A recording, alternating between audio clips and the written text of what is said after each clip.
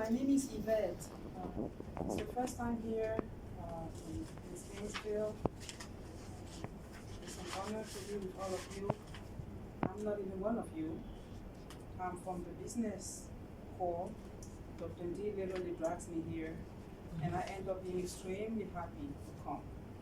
So if I sound weird, it's because of that.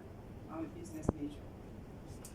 My topic discusses realities of the quote-unquote dark continent that I never saw as being dark.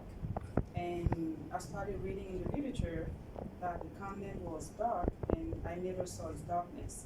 So I'm trying to retrace the discourse to show that Africa may be more enlightened than many might want to think. So we have these visions of what we're discussing in this conference, of past, present, and future. And that's the perspective I'm also placing myself in, that blacks in the past, present, and future really have not evolved much, but they are on the verge of evolving. I'm going to discuss the reason blacks have been denied all claims to modern discoveries of this world, enlightenment, the future of blacks from here on, in Africa and also around the world in the diaspora, as we like to put it. So I think it's what we're saying very good like this. It's a truism that blacks start civilization. There is blackness in all of us, because where do we begin as humans? In the black continent. And so we are at the dawn of civilization. So that's the point that we can find over and over again in the literature. I'm reading this article from a Black American or African American who travels to Cameroon for the first time, going out of the country, out of the United States, and being welcomed with welcome back home. And she wonders why she's being welcomed back home as a Black American, only to discover, well, are you not Black, although from America? Yes. Are you not human, although from America? Yes. Well then, welcome back home. So in effect, Africa could welcome all of us here with this type of greetings, and it will not be far-fetched.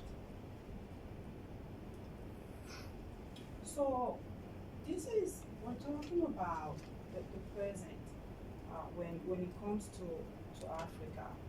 And I always like to give a rationale about why I get to the ideas that I start mulling over, and then I read the literature to discover I may not be all that wrong. It's, first of all, traveling around the world, traveling in the US. The first time this hit me was during one of these travels, and we were upstate New York. And we were visiting a Native American museum. And the art was African art, or so I thought. But the guide said it was not. It was Native American art. But everything I saw was familiar to me as an African person.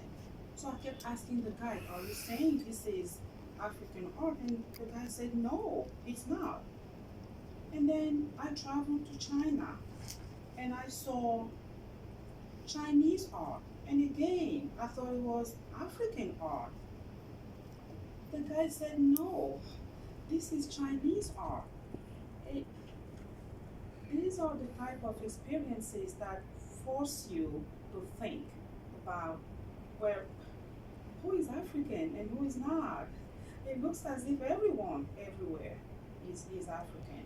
And in fact, the literature shows that you pretty much can find vestiges of Africans all over the world, everywhere, in the Americas, in Latin, South America, in India, in China, in Africa proper, in the Arab world, everywhere you go, you will find traces, vestiges of African people, black people having been there or even been there as we speak.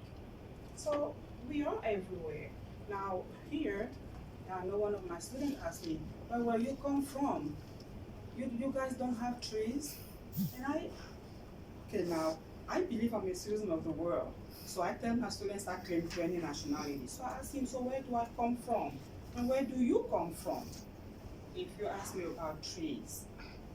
I mean, I said, maybe you came here by boat, and maybe I flew, but we all came from Africa in a way, don't you think?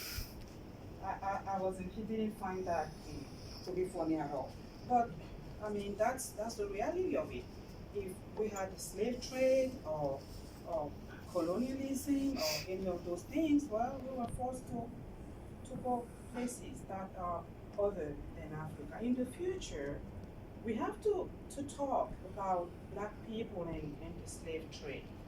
And I have a model to try and put this all together to show that if we talk about blacks, we have to also discuss how it is that black people came to be found everywhere and what are the repercussions of this reality. It's as if you had you were traumatized for one reason or another and you never address the trauma, you will never be able to go over that. I thought it was me, but I timed myself for 10 minutes. But it's not. So I know in this country, we've had some attempts at addressing the slave trade. I know Clinton talked about slavery being a crime against humanity. That was very nice, but then he never reached that to talking about reparations, and that would have been something nice. Well, if anyone received the check, let me know. I'll go and claim mine as well. We're still waiting. So in this discussion, my research question really is this one. What is the reason why blacks were and continue to be denied any sort of claim to enlightenment, modernism, and any contribution to the modern economy? Remember, I'm business. But why it is that although we find black everywhere and they do contribute to humanity, this is still just denied, not acknowledged. But the reality is that we've contributed, black people that is, to all fields of the economy, and this is documented in research. In music, you'll find black people from everywhere and being prominent at that. In the sports, I'm not even going to talk about it. Of course, in the sciences, in the economy, in the business, we could go on. And again, I'm quoting research. I'm not quoting myself. So the objective of this type of discussion is to show that if you look at the African continent in a realistic type of term, you wouldn't call it the dark continent. You would call it the enlightened continent because of what Africa brought to the world. We're not just passive onlookers in this world. We've participated to what made the world what it is. We invented science, technology. We are excellent when it comes to business. Natural resources, it hurts because a professor of mine once told me, I think the tragedy for Africa is to be too rich and everyone wants to get something from Africa and not necessarily give back. Of course, human capital, we're everywhere in the world. We may be Cameroonian American, Cameroonian French, Cameroonian Chinese, Cameroonian Swiss, or any other nationality plus another one, but you'll find African people everywhere in this world. So the purpose to have this is to really change the discourse. That's a recurring theme. Africa is not what was purported to be. It's different. It's not condemn as a hero in a tragedy will say condamné par la fatalité will not. That's my cue to stop discussing this and show the model. Really, we are not what. Yes, that's right. And I'm going to find this just so you don't have to kick it out of here. Okay, so I wanted to discuss that we have everything. This is a phrase from Everything He Did. Is Nico Barga. He was playing music, and his father thought musicians were losers. But he was trying to tell his father, well, look, musicians are businessmen, and they have it all. So in Africa, we say we have it all. Everything. You name it, we have it. I want to show you the model that I'm working with to show the reason why Africa is usually depicted in the way that it is. Well, this is us here. No one wants to accord Africa any dignity or anything. Or this is the poor continent. Well, why? Well, in the past, we were slaves, we were colonized, we were rejected. Well, now we see slavery as really just being free manpower that Africa gave to the world economy. And colonization was just egregious exploitation of everything that Africa has. And this type of rejection today really is recognition of people who have things, and who must be treated in equitable terms. See, if you recognize that Africans are just like everyone else, then you have to treat them with fairness. And that's sometimes this is the problem. And that's another problem. If you stop exploiting and you engage in fair trade, you have to pay for what you're using.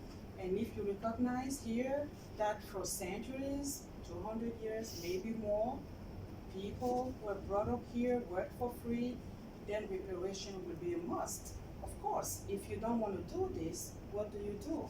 Africa is a black continent, it's the dark continent. People from Africa, they can't do anything. They don't get it, because if they do, then why are you not treating them as such? So I'm discussing every and each of these factors in this model and showing that looking at the past to the present and the future, we have a situation when you look at this, because of the new generation, they don't buy it that they're retarded or that they come from a dark continent.